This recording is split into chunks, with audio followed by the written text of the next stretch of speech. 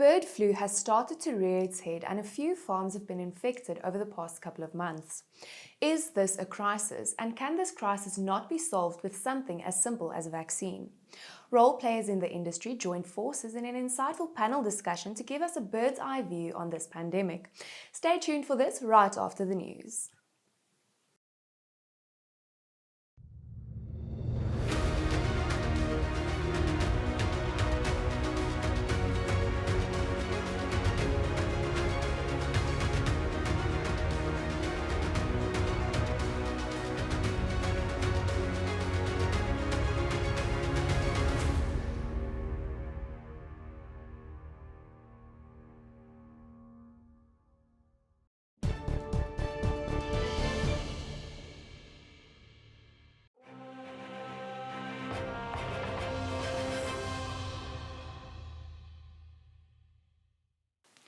In vandag se nuus, bykans 30,000 hektaar weiding is verlede week in 'n veldbrand in die Boshoff Deelswil omgewing verwoes. Volgens 'n verklaring van Vrystaat Landbou het heelwat vee en wild doodgebrand en sowat 7,000 skape nou sonder weiding. Vrystaat Landbou in samewerking met Sernik Voere gaan 30 ton voerpille beskikbaar stel om kragvoer vir die skape te voorsien. Die organisasie het ook 'n beroep gedoen op enige instansie of individu wat 'n finansiële bydrae wil maak. Dit kan deur middel van Vrystaat Landbou se rampfonds gedoen word. The South African Wine Industry Development Empowerment Foundation recently applied for the continuation of statutory levies in the wine industry. It is proposed that statutory levies be implemented for a new 4-year term, applicable from 1 January 2022 to 31 December 2025. Statutory levies that currently apply to the industry relate to registration, records and returns, information levies, research and development levies, wine export generic promotion levies, and empowerment and transformation levies.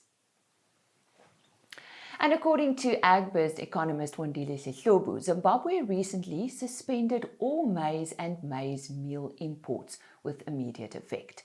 This suspension of imports comes as the country approaches its maize harvest period. According to data from the United States Department of Agriculture, the domestic Zimbabwean crop could reach 2.7 million tons.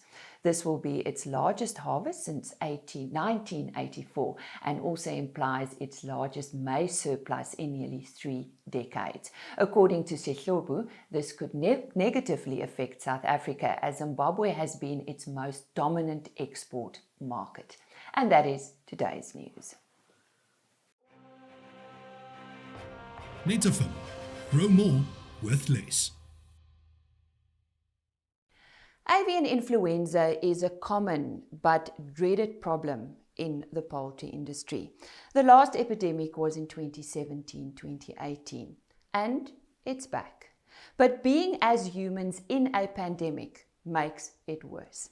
Welcome to our third Chicken Chat discussion, and today we'll find out exactly what is bird flu, how it's treated, how it can be detected on your farm, and is there a vaccine or a solution?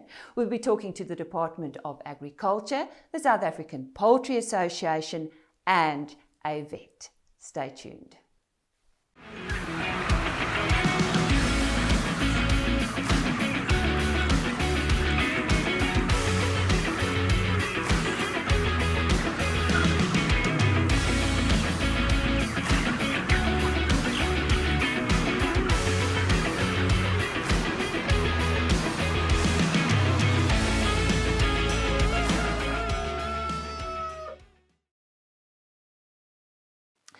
Isaac, if we could start with you, where do we currently stand regarding bird flu outbreaks in South Africa? And perhaps you can just share a few locations with us. Maybe I think to answer that, we've learned a lot from the European outbreak during the last year, the 2017 outbreak in South Africa. We're still at the beginning of this outbreak. And if we compare the first month of this outbreak with 2017, we're exactly at the same spot. Currently, we've got outbreaks in the Greater Gauteng area and also in the Western Cape. And I think what's important to say is that the disease is being well managed, although we expect that the disease will spread. We've learned from the very first outbreak that we had that the cycle for the disease in that particular case was a 12-month cycle. So we are concerned about that. Sean, explain to us what exactly is bird flu, and do we have different strains in South Africa? Lisa, yes. Bird flu is a virus. It's an influenza virus. So as scientists, we call it avian influenza. And as you can tell from the name, it's a disease that affects birds. So it comes to this country with migratory birds. There have been numerous outbreaks in Europe and also in more northern parts of Africa recently. So we believe the virus arrived from there. We're not exactly sure when, but the outbreaks began quite recently. And the virus that we're talking about now is specifically the highly pathogenic strain, which means that it kills large numbers of chickens very, very quickly. To answer the rest of your question, there are a lot of different strains of bird flu. Some of them are really dangerous and will kill chickens very easily. Other strains, which we call less pathogenic strains, have a much lesser effect. We have also seen some problems in bird species other than chickens in some of these viruses. And of course, our ostrich industry struggles with some of these strains over time. Can humans get bird flu? Lisa, they can. But I think we could call it perhaps more a theoretical risk to consumers than a real risk. The chances of actually contracting bird flu from eating chicken has got to be vanishingly small. Not only is it difficult to do even in contact with raw chicken, but if chickens are well processed, the risk becomes even less. People working with chickens, there is a slightly increased risk, but still very, very low. How do we detect bird flu on a farm? Well, typically the first thing a farmer will see, if we're talking about highly pathogenic bird flu or avian influenza, you would notice a very sudden increase in mortality in the birds. In birds on the floor, like broilers, this can be a matter of a few days, and up to a third or even half of the house can die out. In our layer flocks, which are more typically kept in cages and therefore don't have contact with their manure, the spread is usually a bit slower and typically would start in one part of a house and spread around that. Clinical signs in the birds are usually not dramatic. Generally, you will just notice that the birds are a little sick. And then there is further information for poultry farmers who want more specific details on what to expect on post-mortem examination. Well, the question is, what happens then? Stay tuned. We'll be back shortly.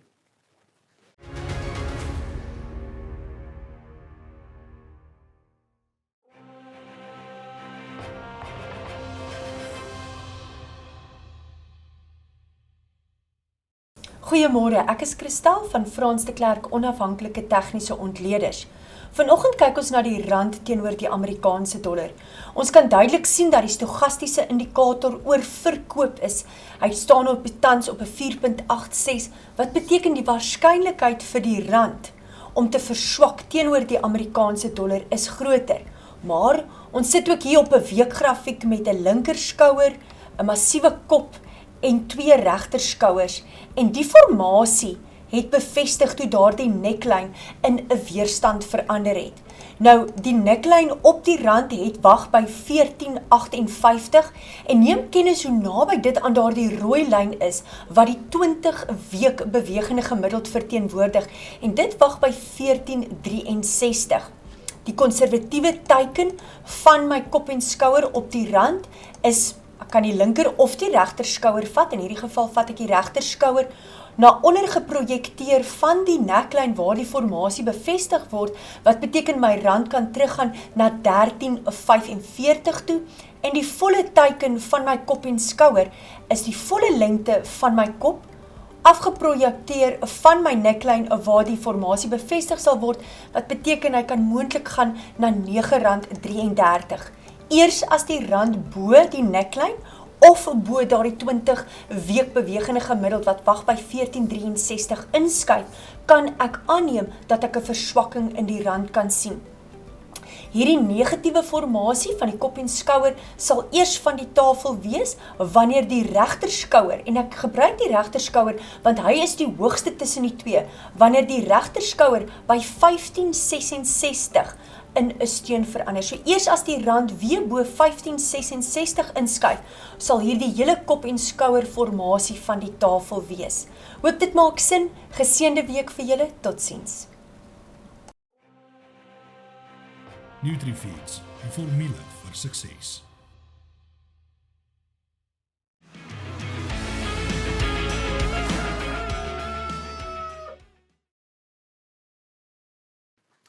Welcome to our discussion on bird flu, and previously we spoke to Dr. Sean about bird flu, what it exactly is and how it is detected on a farm. Now, Paul, the question is, what exactly happens after bird flu is initially suspected on a farm? When a client or the farm owner suspects avian influenza on the farm, they're encouraged to notify either their consulting vet, who will go in and do postmortems, or the state vet. Samples are then collected, sent to one of the few laboratories that are accredited to do PCR, that is to pick up avian influenza virus. And as soon as it is confirmed, the farm is then placed under quarantine. No birds are allowed to move onto the farm or off the farm, including eggs and any other products. And the birds are then destroyed. Yes, the question is, how are they destroyed? There's different ways of destroying the birds. I think Sean might have a better idea of how they've been doing it. They can either gas them or do the dislocations, anything that is humane but equally effective would do. So they have to be destroyed.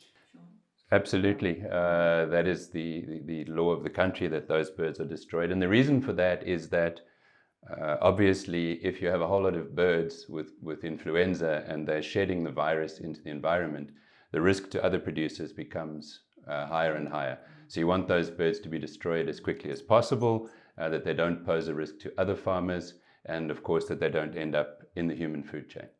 And yes, there are various ways of destroying these birds. Unfortunately, at times we end up with very large numbers, and the challenges are quite significant. But I believe we have that fairly well controlled, and there's broad agreement on how that is done.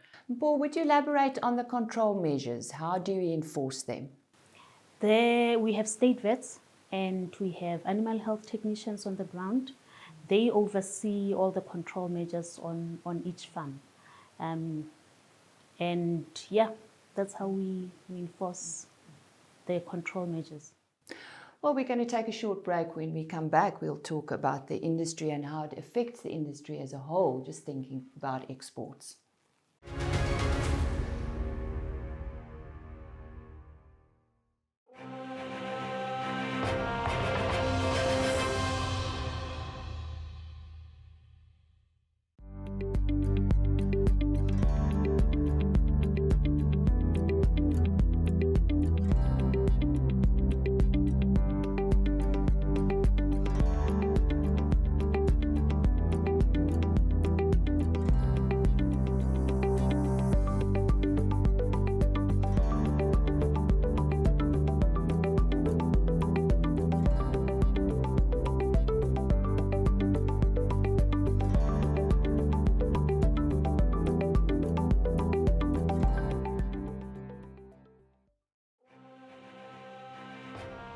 Burback, shaping the future of animal health.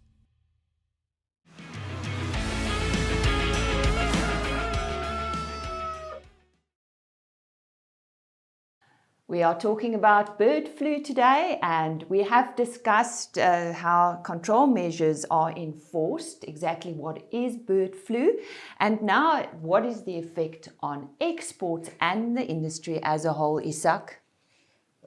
If we talk about exports, I think exports, luckily we only export about 1% of total production. That is absolutely affected by bird flu. Some of the countries have banned product from South Africa, and we expect that to happen. That's the way it is. The losses that companies and individual farmers suffer from killing off all the birds that they've got, that is material. And when we look back at 2017, that cost the industry 1.8 billion rand. That would be the biggest effect that we would see in the industry. But we've decided on a culling policy or a policy of eradicating the virus, and that is the price we pay. Mm-hmm. Imports, exports, that's major as well. From a trade perspective, there are downsides in terms of vaccination. And the biggest one is not the fact that we wouldn't be able to export. The biggest one is the fact that we will open up our country for the importation of birds from highly pathogenic avian influenza countries. And that is the concern we have with the vaccination option from a commercial perspective. You're talking about vaccination, Sean. What about a vaccine? Isn't that possible? Do we have? Well, I think Isak has highlighted the difficulties with using vaccines. Potentially it has huge implications for trade, and it would be fair to say that internationally vaccination is not an accepted or at least widely accepted strategy. So we're very wary of it. The technology exists. There are good vaccines available. Unfortunately, these viruses do change quite quickly, as we all know from seasonal flu. So one would need to adapt vaccines to make sure that we have the best possible outcomes. We would certainly be considering the use of vaccines, particularly for very valuable stock. And there may come a point where the cost of slaughtering out just becomes prohibitive. The numbers Isak was mentioning earlier are very, very large. And this outbreak could cost the industry even more. So it's within that context that we'd have to look at vaccination. Paul, in closing, perhaps a message from the department side? To the farmers to improve their biosecurity measures. That is critical. You don't do biosecurity, you live it. You practice it every single day. And that would be the message to the farmers. Make sure that you shower in, change your clothing, change your shoes. Make sure that there's no wild birds coming into the houses, because that is how it is introduced into the flocks. And as soon as you notice anything, please report it. The sooner we deal with it, the sooner we get rid of it, and the sooner we can get back to normal. Sean, would you like to add? I don't really have anything to say. I think that collaboration with the department has been good. We're all doing our best to eradicate this disease as best we can and limit the impact on industry. But we are all concerned. Mm-hmm. Isak, yes, you've had a difficult few months, and I pick up there can become, or it can create a big hype, and we don't really need that, do we? No, it's a serious disease for us as poultry farmers because it causes financial loss for us. The hype that one wants to not to happen is the fact that as we sit here, we still have enough eggs and enough poultry meat for consumers. We expect the disease to spread, but we've got a world-class industry. We model ourselves on Europe. And Europe dealt with this, and it was big in Europe. It will probably be big for us, but I don't think it's a crisis. I think it's something that, together with the Department of Agriculture, we are managing well. To say that there are absolutely incidents where we didn't get it right, but they are exactly what I said. That's incidents. It's not a problem. Well, thank you very much for joining us today on Farm TV.